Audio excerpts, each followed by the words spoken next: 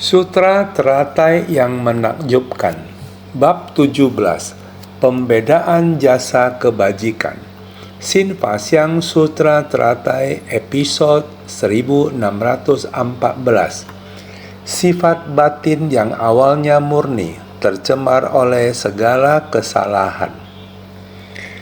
Kemampuan untuk menerangi dan mengamati dengan jelas dinamakan sebagai kebijaksanaan dalam membedakan. Kemampuan untuk mengerti sepenuhnya disebut sebagai kebijaksanaan penuh kesetaraan. Keduanya ini adalah berbeda. Tahu akan kebenaran duniawi, sampriti satya, dinamakan sebagai kebijaksanaan dalam membedakan. Memahami kebenaran tertinggi, paramarta satya, dikatakan sebagai kebijaksanaan penuh kesetaraan. Memahami sepenuhnya akan kesetaraan dalam makna. Sifat batin pada awalnya adalah murni, namun segala kesalahan mencemari sehingga kotor. Hendaknya menggunakan air kebijaksanaan dari Dharma untuk membersihkan segala kotoran batin. Ini dinamakan sebagai perenungan dalam ketenangan. Harus bersungguh hati untuk lebih menghayati. Kemampuan untuk menerangi dan mengamati dengan jelas dinamakan sebagai kebijaksanaan dalam membedakan. Kemampuan untuk mengerti sepenuhnya disebut sebagai kebijaksanaan penuh kesetaraan. Secara rinci memberitahukan kepada kita, saat batin kita gelap, maka tidak akan bisa melihat apa yang ada di luar, karena kita tidak mampu membedakannya. Lingkungan hitam dan gelap sebenarnya seperti apa gambaran di luar. Kita sama sekali tidak kenal, tidak mampu memahami. Asalkan ada sebuah pelita, begitu pelita ini menyala. Pelita ini menyala, dengan sendirinya pemandangan di luar dapat kita bedakan. Jalanan sini agak rata, kita baik-baik melangkah di jalan yang rata ini. Wah, di sana ada sebuah selokan. Jika kita menyadari, maka akan melangkahinya. Tidak peduli apakah itu gunung, anak sungai, dan tanah rata. Kita telah membedakannya dengan jelas. Sebuah kondisi jika hanya ada kegelapan, tidak bisa melihat apapun, tidak bisa dibedakan dengan jelas. Kondisi yang sama, asalkan sebuah pelita yang kecil saja menyala, dengan sendirinya kondisi muncul, membuat kita ada jalan untuk ditapaki. Meskipun sinar pelita lemah, setidaknya juga membuat kita memiliki sedikit arah tujuan. Kebijaksanaan untuk membeda-bedakan ini adalah tahu yang baik, tahu yang buruk. Ini adalah kebijaksanaan untuk membeda-bedakan. Dan jika pelita kita ini, kekuatan pelita bertambah kuat sedikit menyinari, ia akan bisa semakin jauh, semakin terang. Kemampuan dari pelita cahaya ini, kemampuan cahaya semuanya adalah setara. Apakah itu yang tinggi? Ia juga bisa menyinarinya. Ini adalah benda yang tinggi, dekat, jauh, dapat dilalui atau tidak. Permukaan jalan adalah berlumpur atau lahan yang kering. Ini semua sangat jelas. Sudut yang lebih jelek, lebih bau, selama ada pelita, maka keindahan dan kejelekan adalah setara. Wangi dan bau adalah sama. Cahaya menyinari semua dengan sama. Ini disebut kebijaksanaan penuh kesetaraan. Pelita menyinari dan tinggi rendahnya dapat terlihat, tetapi kita tidak dapat mengalaminya secara pribadi. Kita tidak dapat memahami kebenaran sejati di dalamnya, tidak dapat merasakan bersih atau kotornya sesuatu. Kita tidak dapat merasakan basah atau keringnya sesuatu. Semua ini tidak dapat dialami, hanya ada satu. Pengetahuan dapat membedakan tinggi dan rendah, besar dan kecil, tidak dapat secara mendalam masuk ke kondisi untuk memahaminya. Oleh itu, untuk memahaminya diperlukan kebijaksanaan penuh kesetaraan. Kebijaksanaan penuh kesetaraan berada di mana-mana.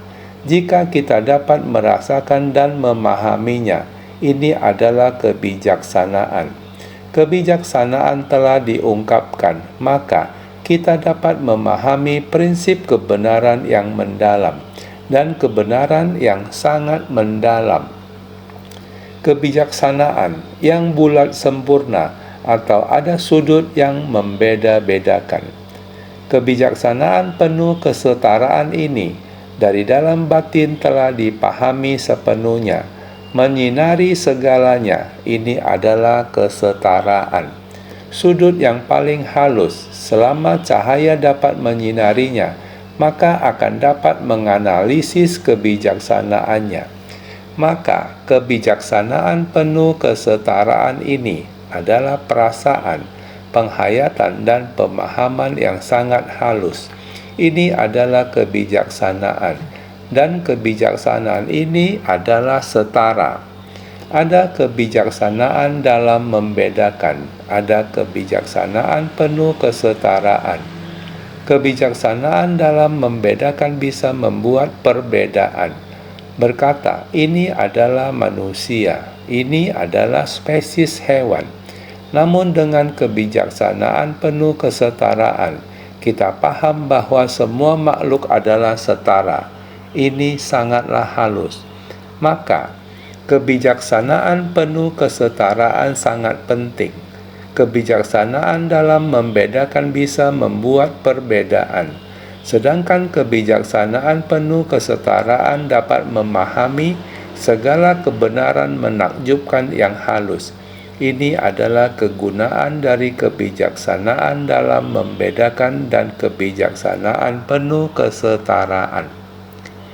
Kedua ini memiliki fungsi yang berbeda. Jadi, tahu akan kebenaran duniawi, Sambriti Satya, dinamakan sebagai kebijaksanaan dalam membedakan. Dunia ini sangat kasar, begitulah dunia ini.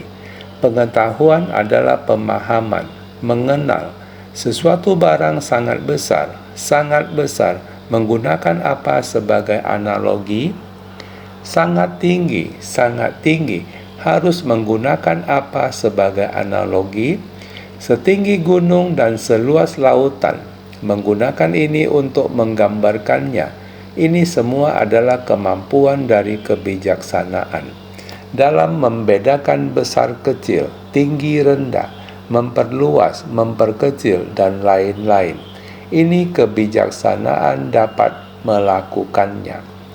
Dengan demikian, kebijaksanaan ini adalah sesuatu yang perlu kita gunakan di dalam kehidupan kita sehari-hari. Namun ia terdapat pembedaan. Sudah mengenalnya, namun belum sampai pada bagaimana menganalisis prinsip kebenaran itu dengan teliti. Jadi, kebijaksanaan adalah barang di dunia, citra. Dia punya cara untuk membedakannya. Ini dinamakan kebijaksanaan. Memahami kebenaran tertinggi, Paramartha Satya, dikatakan sebagai kebijaksanaan penuh kesetaraan. Menerangi cahaya yang benar-benar dipancarkan, dapat benar-benar dianalisa. Analisa sampai pada di antaranya terdapat prinsip kebenaran yang sangat teliti dan halus. Sama seperti pada produk makanan kita. Ada juga yang sangat halus. Bakteri yang tidak dapat Anda lihat, sangatlah mikro. Bakteri mikro yang terkandung di dalam makanan itu, ada ribuan spesies bakteri, bukan sesuatu yang bisa Anda lihat dengan mata telanjang. Kita biasanya selalu berpikir, ini bisa dimakan, itu terlihat indah. Kelihatan indah tapi tidak dapat dimakan. Ini dapat dimakan namun telah kadaluarsa. Kenapa kadaluarsa? Dicium rasanya tidak asam, juga tidak bau. Kenapa tidak bisa dimakan? Sebab jika telah kadaluarsa, kandungan nutrisinya telah hilang. Jika kadaluarsa, maka akan terjadi perubahan konotasi dan lain-lain. Prinsip kebenaran sangatlah dalam. Kita setiap harinya juga mengkonsumsi makanan, namun kita tidak mengetahui isi di dalam makanan yang kita makan. Ada begitu banyak kandungan mikroorganisme dengan peranannya dengan begitu halus. Halus sampai tidak nampak dengan mata telanjang Anda, maka harus menggunakan mikroskop.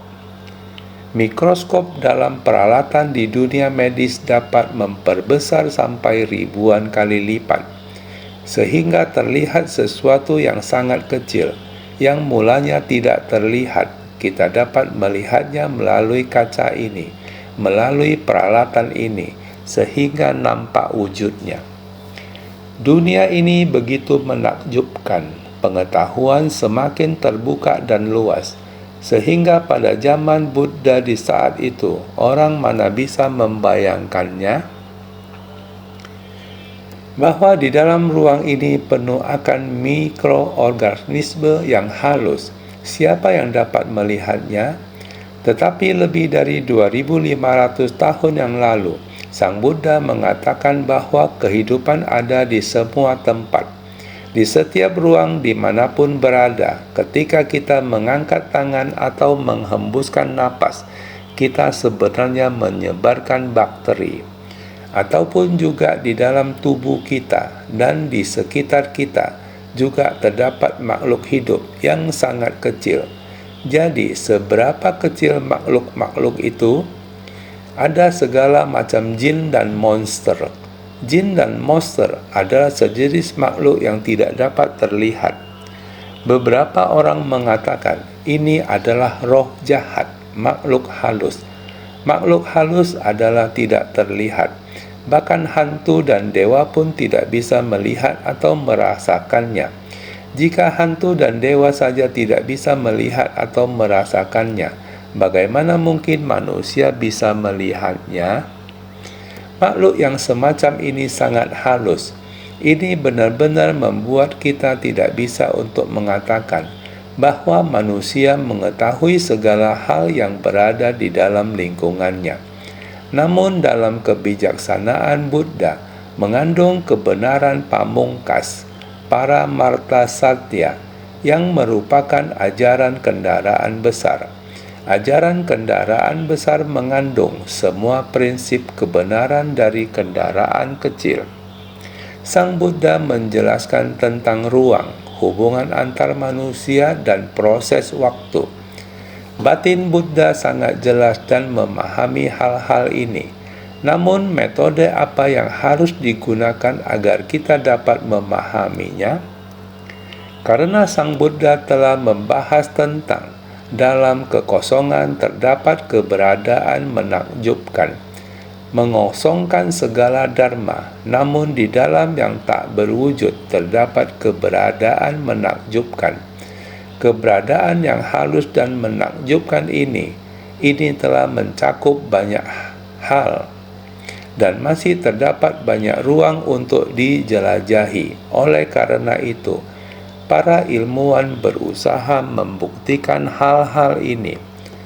Generasi demi generasi para ilmuwan telah mengajukan hipotesis dari pengetahuan ilmiah untuk melakukan penelitian. Hasilnya adalah masyarakat kita saat ini menjadi sangat maju secara teknologi. Bahkan Buddha di masa lampau membahas tentang kemampuan gaib. Bukankah saat ini orang-orang juga dapat mata dewa? Di tempat ini sedang berbicara bukan hanya tentang mata dewa dan telinga dewa. Mata dapat melihatnya asalkan tangan Anda menekan satu tombol. Gambar yang diproyeksikan oleh layar televisi juga dapat terlihat jelas. Saya tidak menyadari, akan tetapi di tempat tersebut telah menyeberangi beberapa negara. Di saat yang sama, insan suci dari berbagai negara, di saat bersamaan melihat guru, dapat mendengar suara. Oleh karena itu, semua orang mengeluarkan kekuatan gaib. Pada era ini, jarak waktu dengan era Sang Buddha 2000 tahun lebih. Pada era Sang Buddha membahas tentang kaki dewa, mata dewa, telinga dewa. Tentu saja mampu mengetahui kehidupan-kehidupan lampau dari diri sendiri dan makhluk lain yang dibabarkan kembali oleh Sang Buddha. Mampu mengetahui kehidupan-kehidupan lampau dari diri sendiri dan makhluk lain. Dan inilah yang sedang kita usahakan. Berusaha untuk mampu mengetahui kehidupan-kehidupan lampau dari diri sendiri dan makhluk lain. Ini tergantung batin kita. Apakah dapat mencapai ketenangan? Dharma dapat diresapi dengan jelas? Apakah pikiran dapat fokus? Hal ini bukan tidak dapat dilakukan, tetapi mampu mengetahui kehidupan-kehidupan lampau dari diri sendiri dan makhluk lain. Faktor lain adalah kemampuan untuk membaca pikiran orang. Apa yang Anda pikirkan? Ada orang yang memiliki pikiran lebih jernih, lebih halus. Saat ini saya sedang berbicara. Apakah Anda percaya? Apakah terdengar jelas? Apakah ada rasa curiga? Secara sikap dapat dilihat dari wajah apa yang saya ungkapkan. Kamu masih memiliki sedikit kecurigaan. Ayo, mari ungkapkan. Dan dari penjelasanmu, apakah sudah betul? Setiap orang memiliki penjelasan yang berbeda. Satu kata dharma yang sama. Kebenaran pamungkas ini adalah sesuai dengan begitu banyak prinsip kebenaran, sesuai dengan kapasitas begitu banyak orang. Akan tetapi kita harus mencocok dengan tepat kebenaran ini. Prinsip kebenarannya yang sangat teliti dan halus. Tidak peduli Anda menggunakan mikroskop untuk memperbesarnya. Ia memiliki sangat banyak konten isi yang bisa Anda teliti. Ataupun Anda menggunakan gunung tinggi dan lautan untuk menganalisanya. Ataupun seberapa tinggi gunung, maka setinggi itulah dharmanya. Inilah kebenaran pamungkas, mengandung kebijaksanaan Sang Buddha. Prinsip kebenaran sangatlah memadai. Jadi jika kita bisa membuka cahaya kebijaksanaan, maka kita akan bisa memiliki kebijaksanaan demikian untuk menganalisa prinsip kebenaran yang besar maupun kecil. Prinsip kebenaran yang besar bisa sangat teliti dan halus hingga ke rincian yang sekecil-kecilnya, masuk hingga ke dalamnya yang sangat teliti dan halus. Prinsip kebenaran yang kecil bisa mencakup alam semesta dan alam dharma. Prinsip kebenaran ini Anda semua tidak bisa melihatnya, tidak berwujud, tapi hanya membutuhkan batin kita untuk paham. Batin kita harus paham dan masuk ke dalam prinsip kebenaran.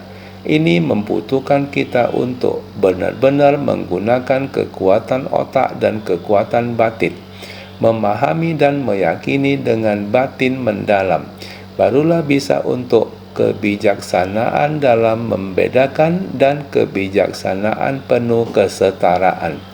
Keduanya dipadukan.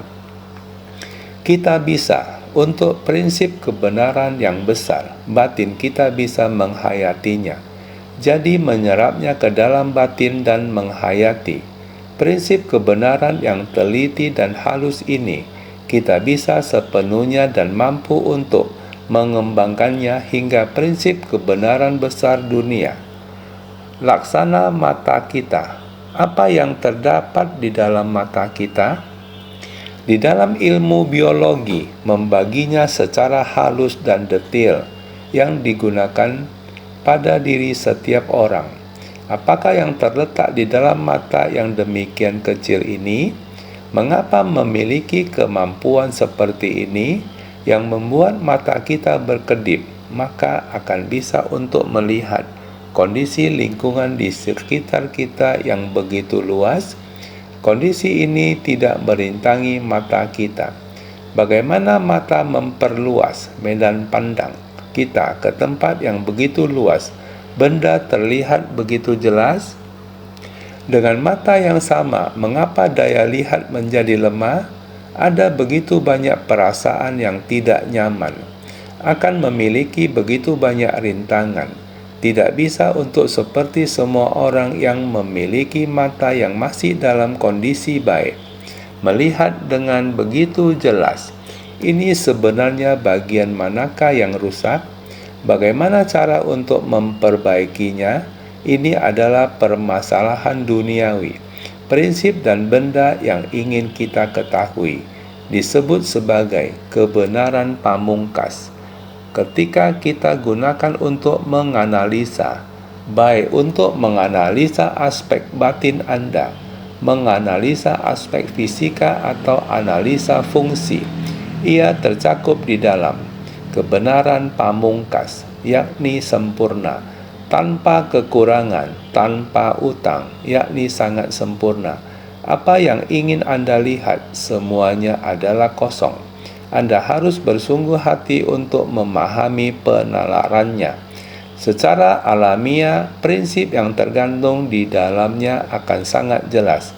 Yang harus kita usahakan adalah ini. Akan tetapi tiada orang yang mengatakannya sehingga kita tidak tahu. Kita harus sangat bersyukur. Buddha telah lebih dari 2000 tahun sebelumnya. Beliau telah menemukan jalan, mencapai jalan kebenaran dan tercerahkan. Dengan kondisi batin yang tersadarkan, beliau menganalisanya agar kita bisa menerima dan tersadarkan. Membuat kita mengetahui bahwa meskipun sutra sudah lebih dari 2000 tahun ini, kita jelas-jelas tahu bahwa banyaknya pengulangan penerjemahan mungkin telah menyimpang maknanya, namun titik inspirasinya masih ada, sehingga kita menggunakan motivasi Buddha. Kita menerima motivasi ini. Kita juga harus menginspirasi kita sendiri. Kita juga memiliki motivasi kita sendiri. Jadi asalkan motivasi kita adalah tepat, ketika menggerakkannya arahnya akan sama. Ini membutuhkan kita semua harus sangat bersungguh hati untuk menghayatinya. Oleh karena itu, harus ada orang mengajarkannya. Jika ada orang yang mengajarkannya, kita mulai berkata, "Iya, ini benar, memang ada hal ini, saya harus bersungguh hati." Dengan bersungguh hati, maka akan ada yang didapatkan. Kita baru bisa untuk mencapai jalannya. Barulah kita bisa memahami prinsip kebenarannya. Jika hanya dengan mendengar saja, maka akan jauh dari jalan ini. Kita harus mempraktikkan dalam tindakan nyata. Barulah kita dapat mendekati jalan ini, memperoleh pengetahuan karena banyak mendengar. Sebenarnya hanya karena kita sudah pernah mendengarnya, kita seharusnya memegang teguh tekad dan mengamalkan jalan kebenaran. Barulah kita dapat mendekati jalan ini. Jadi kita harus benar-benar bersungguh hati. Jika demikian, jalan ditapaki baru kita bisa mendapat pemahaman. Memahami sepenuhnya akan kesetaraan dalam makna, baru kita bisa menyatukan prinsip kebenaran ini. Kebijaksanaan dalam membedakan telah membedakannya untuk kita. Kebijaksanaan penuh kesetaraan telah menyelidikinya ke dalam prinsip dari kebenaran pamungkas. Kita ingin memasuki pengetahuan dan pemahaman Buddha, yakni harus memahami kebenaran pamungkas. Semua prinsip kebenaran baru bisa kembali pada sifat batin kita. Sifat batin kita yang sebenarnya adalah sifat hakiki yang murni. Jadi, sifat batin pada awalnya adalah murni. Sang Buddha bisa tercerahkan adalah karena kembali pada sifat batin yang murni. Beliau harus melewati kalpa yang tak terhingga untuk memahami prinsip kebenaran. Hanya dengan memahami prinsip kebenaran, maka kita baru dapat menghapus ketidaktahuan. Jadi harus terus memahami, menghubungkannya dengan prinsip kebenaran. Satu prinsip kebenaran yang kita pahami adalah batin kita yang murni. Bertambahnya satu kemurnian, maka akan bertambah satu kekuatan. Dapat menghapus kerisauan. Jika Anda mempunyai kebijaksanaan, maka tidak akan ada kebodohan. Jika Anda kehilangan kebijaksanaan, maka kebodohan dan keraguan akan datang. Maka kebijaksanaan itu membuat kita dapat membedakan. Dengan sendirinya benar atau salah akan sangat jelas. Sehingga kita tidak akan terus menciptakan ketidaktahuan. Jadi jiwa kebijaksanaan di dalam sifat batin kita akan semakin tumbuh. Sifat batin kita adalah murni. Jadi, namun segala kesalahan mencemari sehingga kotor. Segala kesalahan adalah kesalahan. Segala kesalahan yang dilewati, kerisauan dan ketidaktahuan kita terus tercemar di dalam batin orang awam kita jika kita mulai melakukan pembinaan diri. Kesalahan yang telah terjadi harus melepas, jangan perhitungan. Mengembalikan sifat manusia yang sama rata, saling menghormati. Jika demikian, tidak ada kebencian di antara manusia, tidak ada kerisauan di antara manusia. Batin kita tidak akan ada pikiran yang bergejolak. Perlahan-lahan memahami secara menyeluruh makna kehidupan. Nafsu keinginan akan dikikis. Tidak ada kebencian dan nafsu keinginan lagi. Batin dan pikiran kita dengan sendirinya akan terus tenang. Tidak ada kebodohan dan keraguan lagi. Jadi kita mesti sangat bersungguh hati. Sekarang karma kita dan rintangan yang sangat banyak adalah dikarenakan segala kesalahan mencemari, sehingga menjadikannya sangat banyak kerisauan di saat ini. Sangat banyak noda dari kerisauan yang semuanya di masa lalu sudah pernah melaluinya. Hanya membicarakan mengenai kehidupan seumur hidup kita. Berapa banyak orang yang baik terhadap Anda dan berapa banyak orang yang bersikap tidak baik terhadap Anda. Bagi mereka yang bersikap baik kepada Anda, mungkin Anda merasa bersyukur di suatu waktu. Orang yang bersikap sangat baik terhadap Anda ini, bila suatu kali tidak hati-hati, di antara hubungan antar manusia membuat Anda merasa antipati, maka budi kebaikan di masa lalu akan terhapus. Kebencian saat ini akan diingat di dalam hati. Ini disebut makhluk awam.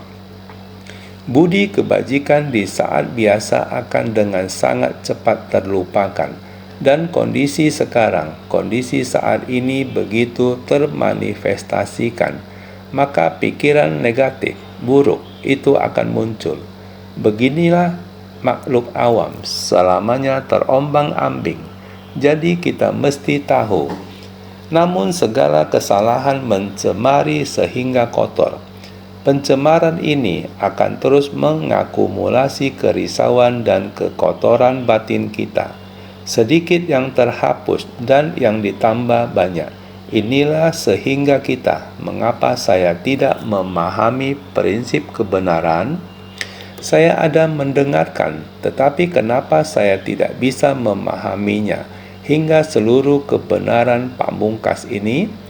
Adalah karena memiliki akumulasi dari tabiat di masa lampau, noda dari kekotoran batin dan kerisauan yang merintangi kita. Inilah mengapa kita tidak bisa memahaminya. Jadi harus bagaimana? hendaknya menggunakan air kebijaksanaan dari Dharma. Kita sekarang harus segera memanfaatkan Dharma. Dharma bagaikan air yang dapat membersihkan kotoran batin. Oleh karena itu, setiap hari selalu mengingatkan kepada kalian, apakah setelah mendengar Dharma akan segera pada hari ini juga menerapkannya dalam kehidupan sehari-hari?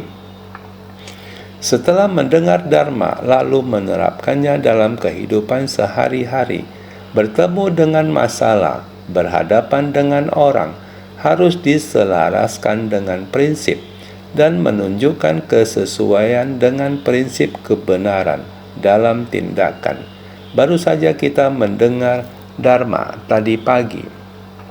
Ketika berhitung dengan orang lain, mengapa sih orang ini hari ini? Kita harus segera berpikir, dia dulu juga sangat baik, menggunakan yang sudah berlalu untuk mengurai dan menjelaskan masalah sekarang. Maka itu setelah mendengar Dharma harus dipraktikkan dalam kehidupan sehari-hari secara perlahan-lahan, menerapkan dalam memperlakukan orang dan menangani masalah. Dengan demikian secara perlahan-lahan akan berkembang menjadi kebiasaan kita. Sering mengatakan bahwa dalam hal pembinaan diri tidak ada yang harus dibina kecuali kebiasaan, tabiat kita. Kebiasaan orang ini sangat baik, tabiatnya sangat baik. Orang itu mempunyai kebiasaan yang buruk. Ini semua terletak pada kata kebiasaan. Oleh karena itu, kita harus bersungguh-sungguh menggunakan air kebijaksanaan untuk membersihkan kebiasaan lama. Tabiat yang buruk, kita harus membersihkannya. Membersihkan segala kotoran batin. Membersihkan batin dengan demikian. Ini dinamakan sebagai perenungan dalam ketenangan. Merenungkan Dharma dalam ketenangan. Maksudnya setelah mendengar Dharma, disimpan dengan baik di dalam batin. Ketika berhadapan dengan masalah, kita harus segera mengeluarkannya dan memanfaatkannya. Hati dan pikiran tidak bercabang-cabang. Ini disebut sebagai merundungkan Dharma dalam ketenangan. Ini dinamakan sebagai samadhi. Sering mengatakan perenungan dalam ketenangan, berpikir dalam keheningan. Ini semuanya disebut sebagai samadhi. Samadhi dalam kehidupan kita sehari-hari, ini disebut sebagai perenungan dalam ketenangan. Saudara sekalian, kita harus sangat berhati-hati dalam menjalani kehidupan ini. Memasuki pengetahuan dan pandangan Buddha, setiap hari harus mengingatkan semua orang bahwa pengetahuan dan pandangan Buddha tidak jauh dari kita, adalah berada di dalam kehidupan kita sehari-hari, yang kita tahu apa yang harus kita ketahui. Saat berinteraksi dengan orang, harus tahu bagaimana membedakan berbagai permasalahan. Kebijaksanaan Buddha, kita harus menerapkannya dalam hidup. Inilah yang disebut belajar ajaran Buddha. Belajar ajaran Buddha. Belajar berarti sesuatu yang dapat dipelajari, barulah disebut belajar. Kata belajar dan kata sadar, dua kata ini sangat mirip. Saat kita tekun belajar, maka Anda akan memiliki kesempatan untuk tersadarkan. Harus bersungguh hati. Belajar harus bersungguh hati dan menerapkan apa yang kita pelajari dalam kehidupan kita. Menerapkannya dalam interaksi dengan orang, masalah, dan benda untuk menyelaraskan dengan prinsip. Oleh sebab itu, kita harus bersungguh hati. Sutra di depan adalah mengatakan demikian. Orang yang memberikan persembahan seperti ini akan memperoleh jasa kebajikan yang tak terhingga. Laksana alam semesta yang tiada berbatas, demikian pula berkahnya. Sutra Teratai Bab 17, Pembedaan Jasa Kebajikan. Naskah sutra di depan kita telah mengatakannya. Bagaimana memberi persembahan, membangun pagoda, membangun wihara, ataupun membaca dan melafalkan sutra, menyalin sutra, menghafal sutra, memberi persembahan kepada Buddha dan Sangha. Ini semua jasa kebajikannya sangat besar.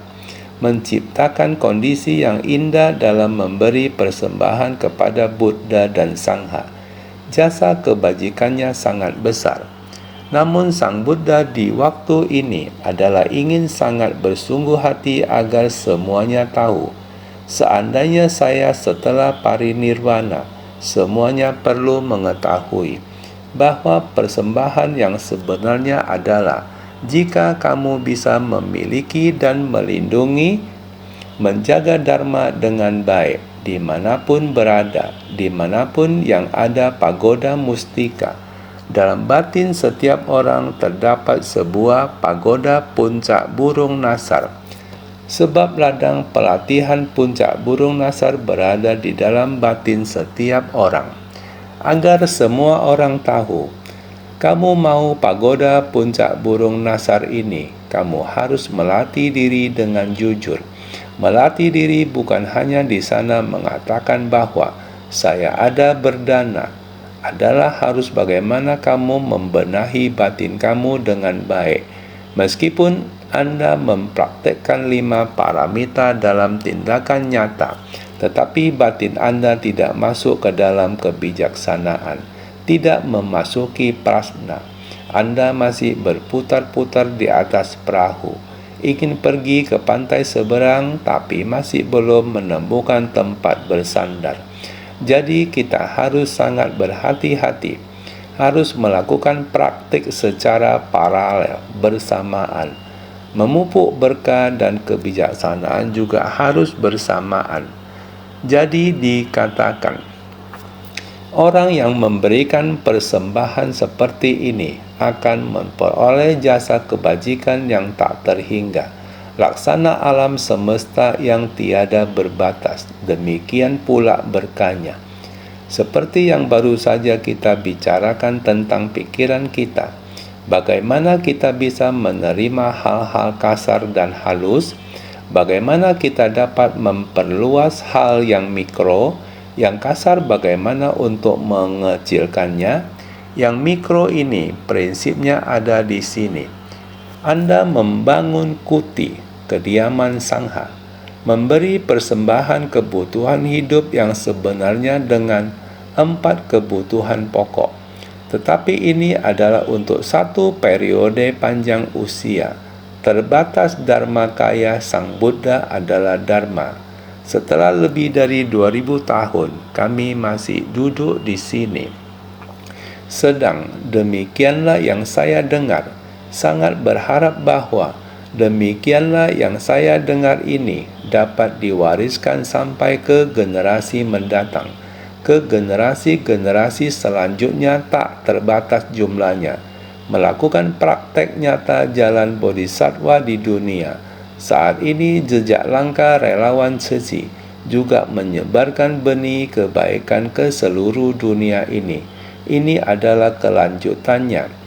Tidak hanya melalui kata-kata, mereka yang melakukan pekerjaan ini tidak memandang agama, bangsa, atau warna kulit.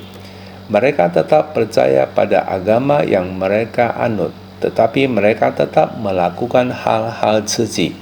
Mereka membawa kembali semangat dan cita-cita mereka mengikuti metode ini. Memberikan dan bersumbangsi untuk orang-orang yang menderita di dunia ini. 5 paramita, tetapi selama waktu itu, mereka juga sedang dengan tekun bersemangat, harus bagaimana untuk berlindung pada Dharma, yakni dengan memahami prinsip kebenaran. Selama waktu ini, jika bisa melanjutkan semangat lagi ini, akan ada banyak orang yang selalu mempraktekkan 5 paramita, tetapi masih kurang ibu paramita. Jika paramita ini dapat berlanjut secara berkesinambungan tanpa henti, terus dilanjutkan, harus membuat paramita ini diperkuat lagi, lebih teliti. Dengan cara ini diperluas dan dilanjutkan. Ini sangatlah penting. Dari semangat Buddha ini diubah untuk disebarluaskan ke dunia, diterapkan di antara orang-orang. Setiap orang adalah bodhisattva. Dengan demikian, bukankah seperti pertemuan para bodhisattva di awan di dalam bab ini? Pembukaannya adalah sangat-sangat banyak bodhisattva. Bukankah begitu? Di dalam hati setiap bodhisattva sudah melakukan persembahan melalui tindakan. Itulah yang dipuji oleh Buddha. Sekarang kita bahas tentang memberi persembahan. 4 kebutuhan pokok yang menjadi 4 kebenaran mulia. 4 jenis pelatihan diri. Metode terus-menerus ada dalam kehidupan kita. Maka jika bisa mempraktikkan dalam tindakan nyata. Lebih-lebih lagi kalau ada orang yang menegakkan sutra ini. Kita benar-benar bersungguh hati lagi sambil mempraktikkan kebajikan seperti berdana, memberi, dan menegakkan sila, moralitas. Kita menegakkan sutra ini berarti mengkaji dharmanya. Bukan hanya sekedar menyelidiki, membaca, melafalkan, atau menuliskannya. Tidak hanya itu saja. Dia juga menyertainya lagi dengan berdana dan menegakkan sila, yakni 5 paramita juga harus sambil dipraktekkan secara bersamaan. Di dunia ini kita harus berlatih. Bersabar dan suka untuk bermeditasi mendalam. Hati kita selalu dalam keadaan murni dan dalam perenungan yang tenang. Sering berada di kondisi ini disebut perenungan dalam ketenangan, yang juga merupakan samadhi. Tidak pernah marah atau berkata jahat, menaruh hormat pada stupa dan candi, rendah hati terhadap para biksu dan menjauhi kesombongan. Ini bukankah sebelumnya telah dikatakan? Lebih-lebih lagi kalau ada orang yang menegakkan sutra ini secara bersamaan, juga berdana, menegakkan sila, bersabar dan suka untuk meditasi mendalam, tidak pernah marah atau berkata jahat, menaruh hormat pada stupa dan candi, rendah hati terhadap para biksu dan menjauhi kesombongan. Sutra Teratai Bab 17, Pembedaan Jasa Kebajikan. Mari, naskah sutra ini mengatakan lagi, senantiasa merenungkan kebijaksanaan, tidak marah ketika ada orang yang mengajukan pertanyaan sulit, tetapi sebaliknya malah menampungnya sambil memberikan penjelasan. Sekiranya seseorang dapat menjalankan praktik ini, maka jasa kebajikannya adalah tak terkira. Sutra Teratai Bab 17, Pembedaan Jasa Kebajikan. Senantiasa merenungkan kebijaksanaan, yaitu merenungkan ini secara diam-diam, merenungkan secara diam-diam, merenungkan kebijaksanaan ini. Sebelumnya sudah menyampaikan kepada Anda semua. Maka, tidak marah ketika ada orang yang mengajukan pertanyaan sulit. Jika Anda dipenuhi oleh kebijaksanaan, bila ada orang sengaja mempersulit Anda juga akan meresponnya dengan sabar. Anda tahu dengan jelas orang itu sengaja demikian. Anda juga tetap sabar untuk menjawab pertanyaannya. Tetapi sebaliknya malah menampungnya sambil memberikan penjelasan. Adalah karena batin senantiasa merenungkan dengan kebijaksanaan yang mendalam. Senantiasa merenungkan kebijaksanaan, tidak marah ketika ada orang yang mengajukan pertanyaan sulit, tetapi sebaliknya malah menampungnya sambil memberikan penjelasan. Batin senantiasa merenungkan dengan kebijaksanaan yang mendalam. Ketika ada orang yang mengajukan pertanyaan sulit, tidak pernah memunculkan kemarahan di hati, malah menuruti kehendaknya sambil memberikan penjelasan. Bila kita menggenggam waktu, dalam setiap detik kita bisa merenungkan, bagaimana dengan Dharma ini, selain melakukan pekerjaan, menghadapi orang dan persoalan, selain ini semua, kita mesti menempatkan batin dan pikiran kita pada Dharma. Ini disebut senantiasa merenungkan kebijaksanaan. Juga adalah perenungan dalam ketenangan, merenungkan Dharma yang pernah kita dengarkan, makna mendalam yang terkandung di dalam Dharma. Maka dari itu kita mesti dalam hati merenungkan tanpa henti, kemudian dipergunakan dalam Dharma, sehingga ketika ada orang yang mengajukan pertanyaan sulit, tidak pernah memunculkan kemarahan di hati. Bila di dalam hati kita senantiasa punya Dharma, kita akan senang orang datang bertanya pada kita, agar kita dapat membuktikan apakah Dharma ini bisa membawa manfaat bagi yang lain, apakah prinsip kebenaran ini dapat diterima oleh orang lain. Jadi tiada bosannya, tiada muncul kemarahan saat ada yang mengajukan pertanyaan sulit, maka malah menuruti kehendaknya sambil memberikan penjelasan. Selalu punya cara untuk menjelaskannya. Sekiranya seseorang dapat menjalankan praktek ini, maka pejasa kebajikannya adalah tak terkira. Sekiranya dapat menjalankan praktek seperti ini, menegakkan Dharma ini, maka jasa kebajikan dan berkahnya adalah tak terkira. Syair di bait ini mengungkapkan tentang memupuk berkah dan kebijaksanaan dan sekalian mempraktekkannya. Memupuk kebijaksanaan dan 6 paramita dan segala prakteknya adalah merupakan satu esensi. Kita hendaknya melakukannya setiap hari. Kamu sedang melatih diri. Melatih diri berarti harus melakukan kebajikan. Oleh karena itu, akan memberi manfaat diri sendiri dan orang lain. Karena saya mau melatih diri, maka saya harus melakukan kebajikan. Karena saya mau melatih diri, oleh karena itu saya harus mendalami sutra. Saya ingin menyebarluaskan Dharma. Saya harus memahami dulu. Setelah memahami, baru dapat memberitahukan kepada orang lain. Oleh karena itu, setiap hal duniawi akan diterima oleh diri sendiri terlebih dahulu, kemudian baru beramal. Ini adalah prinsip yang sangat lumrah, biasa. Anda demi ingin beramal, Anda hendaknya sangat berkecukupan terlebih dahulu.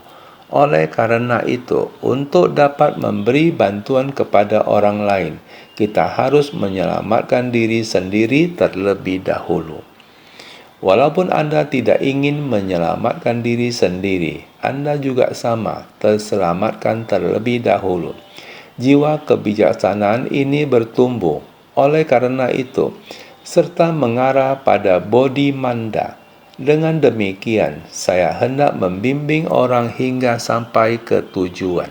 Maka saya sendiri juga bersama dengannya sampai tujuan. Memberitahu orang lokasi Kriya Chingse ada di mana. Diri sendiri yang membawanya kemari. Prinsip kebenaran yang sama. Oleh karena itu, dengan memberi penghormatan pada stupa dan candi, serta bersikap rendah hati, ramah, baik, dan patuh, memberi penghormatan kepada para biksu, terhadap para biksu dan lain sebagainya sangatlah hormat. Bait ini disebut Wirya Paramita. Syair ini menjelaskan kalau seseorang yang dapat mempraktekkan 6 paramita secara bersamaan akan memberi manfaat diri sendiri dan orang lain, serta mengarah pada Bodhi Manda dengan memberi penghormatan pada stupa dan candi, serta bersikap rendah hati, ramah, baik dan patuh ketika memberi penghormatan kepada para biksu. Semuanya ini termasuk cakupan dari wirya paramita.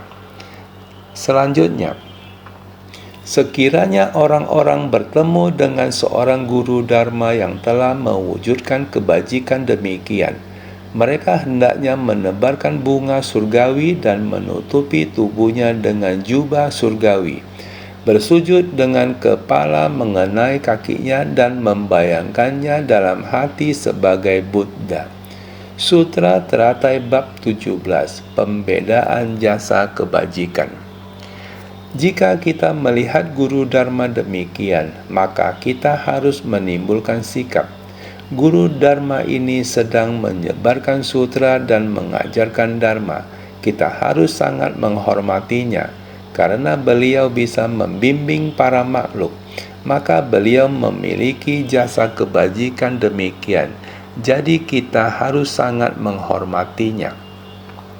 Sekiranya orang-orang bertemu dengan seorang guru dharma yang telah mewujudkan kebajikan demikian, sekiranya orang-orang bertemu dengan para guru yang menyebarkan sutra, terampil dalam mengajar dan membimbing orang lain, di mana mereka telah mewujudkan semua jasa kebajikan dari perbuatan baik seperti ini, mereka hendaknya menebarkan bunga surgawi dan menutupi tubuhnya dengan jubah surgawi. Mereka hendaknya menebarkan bunga mustika dari alam surga dan menutupi tubuhnya dengan segala jubah mustika dari alam surga. Menggunakan bunga mustika dari alam surga, menebarkannya pada tubuh orang yang membabarkan dharma. Jadi, menutupi tubuhnya dengan segala jubah mustika dari alam surga. Ini yang ingin disampaikan kepada kita. Harus baik-baik bersungguh hati. Kita akan memberi persembahan kepadanya. Sebenarnya kita juga telah menggunakan Dharma 37 faktor pencerahan, 4 kebenaran mulia, 4 metode dalam memeluk semua makhluk, 4 jenis pelatihan diri. Kita semua memahaminya dengan jelas.